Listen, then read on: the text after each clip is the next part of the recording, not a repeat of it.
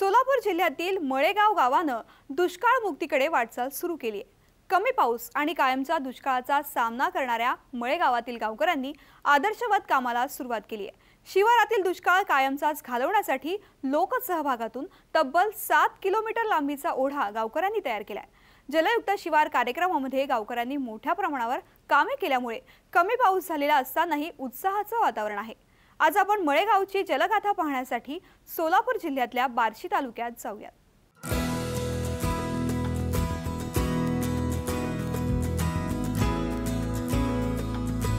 बार्शी तालुक्यातील मळेगाव हे गाव पडणाऱ्या पावसाचं प्रमाण कमी असल्यामुळे अवर्षण प्रवण भागातील या गावात कायमच पाण्याचा दुष्काळावर मात करण्यासाठी गावातील तरुणांनी एकत्रित येऊन कामाला सुरुवात केली।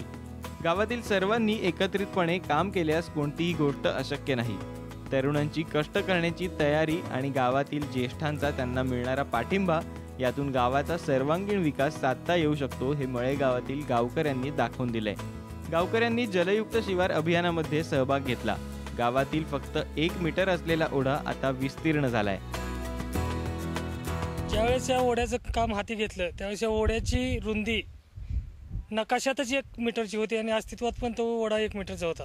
पण ज्यावेळेस कलेक्टर साहेबांनी आम्हाला आवाहन केलं, माननीय तुकारामजी मुंडे साहेब आणि बार्शीचे तहसीलदार सोमवंशी साहेब यांनी येऊन इथं पाहणी केली आणि त्या ओढ्याचं काम आम्ही लोकसहभागातून हाती घेतलं। 10 मीटर रुंदीचा ओढा आणि 3 मीटर उंची आणि 7 किलोमीटर लांब असं हे काम आहे। आणि जलयुक्त शिवारमधून हे काम केल्यानंतर आता पाऊस पडल्यानंतर जी परिस्थिती आहे त्याच्यामुळं आजूबाजूच्या शेतकऱ्याच्या विहिरीचं आणि बोरचं पाणी मोठ्या प्रमाणात वाढलेलं आहे। मळेगावामधील एकूण क्षेत्र 2200 हेक्टर आहे। त्यापैकी 1900 हेक्टर क्षेत्र विहिताखाली आहे। गावांनी जलयुक्त शिवार अभियानामध्ये सहभाग घेतल्यानंतर गावामध्ये मोठ्या प्रमाणात कामं झालीत। जास्तीत जास्त कामं ही लोकसहभागातूनच झालीत। मळेगावचं भौगोलिक क्षेत्र 2178 आहे आणि ह्या जलयुक्त शिवार अभियानाच्या माध्यमातून आजपर्यंत जवळजवळ 1226 हेक्टरचं कंपार्टमेंट बंडिंगचं काम पूर्ण झालेलं आहे। कंपार्टमेंट बंडिंग 2 पाझर तलावाची दुरुस्ती झालेली आहे, त्याच्यामध्ये गाळ काढलेला आहे। गाव तलावाची दुरुस्ती झालेली आहे, त्या गावतळ्यातला गाळ काढलेला आहे। ह्या ओढा खोलीकरण, पाझर तलाव दुरुस्ती, गाव तलावाचं खोलीकरण दुरुस्ती, विहीर पुनर्भरण, विंधन विहीर पुनर्भरण ह्या कामामुळे जो पाणीसाठा आमच्या गावामध्ये वाढणार आहे तो जवळजवळ 2136 TCM पाणीसाठा आम्ही आता सध्या अडवू शकतोय। जलयुक्त शिवार योजनेअंतर्गत लोकसहभागातून कामं करत असताना सुरुवातीला गावातील लोकांचा विरोधही झाला। गावात विकासाची कामं होत आहेत, तसंच शिवारातील पाणी शिवारातच अडवल्यामुळे पाण्याची पातळी वाढणार असल्याचं लक्षात आल्यानंतर लोकांचा विरोधही कमी झाला। 7 किलोमीटरचा ओढा केल्यामुळे याचा लाभ अनेक शेतकऱ्यांना मिळालाय। संतोष निंबाळकर या शेतकऱ्याची ओढ्यामध्ये सर्वाधिक जमीन गेली। जमीन जात असताना त्यांना दुःख होत होतं, मात्र त्याचा सर्वाधिक फायदाही आता याच शेतकऱ्याला मिळत असल्यामुळे त्यांना आनंद होतोय। जमीन देण्याची ह्या कामासाठी द्यायची इच्छा नव्हती, परंतु कलेक्टर साहेबांनी आणि मुंडे सरपंचांनी आम्हाला याच्याबद्दल माहिती सांगितली, असं काम होणार, असं आपला इथं बंधारा होणार, असं पाणी तुमचं साठल, इथं तुमच्या विहिरीला फरक पडेल। माझी टोटल 33 एकर जमीन त्या आसपास आहे आणि माझे 15 फूट बाय 800 फूट एवढी जमीन माझी त्या कामासाठी वापरली गेलेली आहे। आत्ता याचा फायदा आम्हाला आत्ता सध्या दिसून आलेला आहे। याच्या अगोदर वाटत होतं एवढी जमीन आपण या कामासाठी देण्यापेक्षा नाही दिली बरी, परंतु आता जेव्हा आम्ही रिझल्ट बघितले ह्याचे एकदम सुंदर रिझल्ट आहे आणि एकदम फायदा झाला आहे। माझी 30-35 एकर जमिनीला पाण्यासाठी विहिरीला पाणी आलेलं आहे। गावातील नागरबाई गडसिंग यांनी देखील नाला रुंदीकरण आणि बंधाऱ्याला विरोध केला होता, मात्र गावकऱ्यांनी त्यांची समजूत काढल्यानंतर त्यांनी कामाला परवानगी दिली। नाला रुंदीकरण आणि खोलीकरण झाल्यामुळे नागरबाई यांच्या शेतातील विहीर तुडुंब भरली आहे। मागील अनेक वर्षांमध्ये या विहिरीला एवढं पाणी कधीच आलं नव्हतं, मात्र जलयुक्तच्या कामांमुळे विहीर तुडुंब भरली आणि नागरबाईंच्या चेहऱ्यावर हसू फुललंय। सुरुवातीला विरोध करणाऱ्या नागरबाई आता मात्र समाधानी आहेत। बंधाऱ्याच्या कडेला माझी जमीन 10.5 एकर आहे, तर विहिरीत पाणी नसल्यामुळे आम्हाला पाणी 15 मिनिटात पुरत नव्हतं, पण बंधाऱ्यामुळे आता विहीर माझी भरली। आणि बंधारा करताना मी पण अडवलं होतं, पण मला गावकऱ्याच्या लोकांनी समजावून सांगून मी करू दिलं, त्याचा मला फायदा भरपूर झाला। आता पाणी कसं आहे विहिरीला? आता पाणी फुल विहीर भरली. हां, आता काहीच काळजी नाही.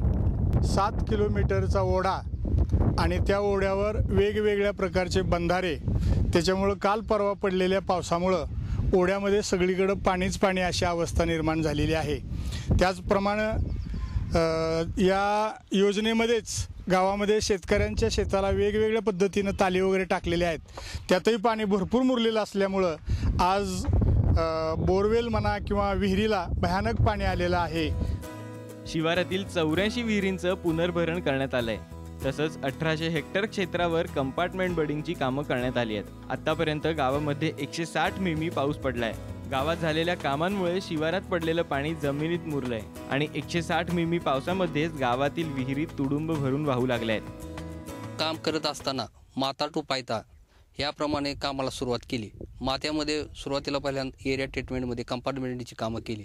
त्यानंतर विहीर पुनर्भरणानंतर वनराई बंधारे आणि त्या मध्यंतरीच्या काळात माननीय कलेक्टर साहेबांनी मळेगावला भेट दिली. त्यावेळी त्यांनी नाला खोलीकरण व रुंदीकरणाचे काम सुरू करण्यास आवाहन केले. त्याप्रमाणे आम्ही 7 किलोमीटर नाल्याचे 6 किलोमीटर अंतर नाला खोलीकरण व रुंदीकरणाचे काम पूर्ण केले आणि एकूण 85 विहीर पुनर्भरणाचे काम पूर्ण केले. आज अखेर 166 मिलीमीटर पाऊस झाला आहे.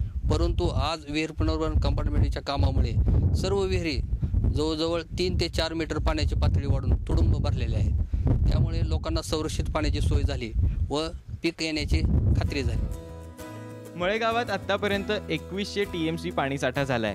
अवघ्या 3च पावसात गावातील पाणी पातळी वाढली आहे आणि सगळीकडचं चित्रच बदलून गेलंय.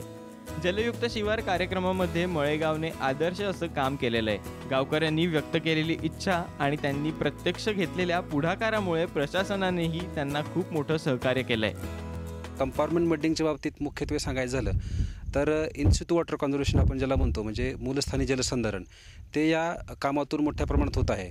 त्यामुळं जो पाऊस पडलेला आहे तो त्या शेतातच मुरून जे काही पर्क्युलेशन झालेलं आहे पाण्याचं, त्या पाण्याच्या माध्यमातून विहिरींची भूजल पातळी मोठ्या प्रमाणात वाढलेली आहे. साधारणतः सोलापूर जिल्ह्यामध्ये 450 ते 500 mm पर्यंत पाऊस पडतो. आत्तापर्यंत 32% पाऊस सोलापूर जिल्ह्यामध्ये झालेला आहे. तरीसुद्धा मळेगावसारख्या गावामध्ये मोठ्या प्रमाणात भूजल पातळी वाढलेली आहे. कारण कंपार्टमेंट बंडिंगच्या बाबतीत जर आपण बोलायचं झालं तर एका वेळेस 0.45 TCM पाणी साचतं आणि त्याचं आपण आवर्षण प्रवण क्षेत्रात जर 2 वेळा रिफिल धरलं तर 0.90 TCM पर्यंत पाणी साठतं. आज फक्त एका कामातून जवळजवळ 1600 TCM पाणी साठा निर्माण झालेला आहे. पाणी साठा निर्माण झालेला आहे म्हणजे ते पर्क्युलेशन जे झालेलं आहे त्याचं जे गणित आहे ते वेगळंच आहे.